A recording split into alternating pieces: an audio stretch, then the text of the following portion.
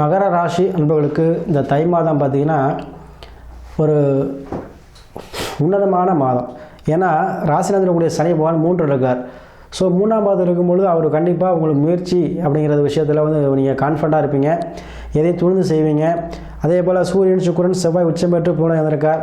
So கண்டிப்பாக வீடு மண் மனை வாகனம் உறவுகளில் உள்ள உறவு வழியில் இருக்கிற கசப்பு எல்லாமே நீங்கி உங்களுக்கு நன்மையை தரக்கூடிய மாதமாக இருக்க போது. அதே போல் கணவன் இந்த பிரச்சனை நீங்கி அநீளமாக வாழ போகிறீங்க. அதே போல் அரசு சம்மந்தப்பட்ட விஷயத்தில் ஆதாயம் அனுகூலம் தேடுறவங்களுக்கு இந்த மாதிரி சிறப்பாக இருக்கும். அதேபோல் சகோதர வழியில் இருந்த பிரச்சனைகள் நீங்கும், மாமை வழி உறவுகள் மேம்படும். அதே போல் திருமணம் சார்ந்த விஷயத்தில் இந்த பிரச்சனை இல்லைங்க, மறுமணம் சார்ந்த விஷயம் நினைக்கிறவங்களுக்கும் அந்த மறுமணம் அடையக்கூடிய வாய்ப்புகள் இருக்குது.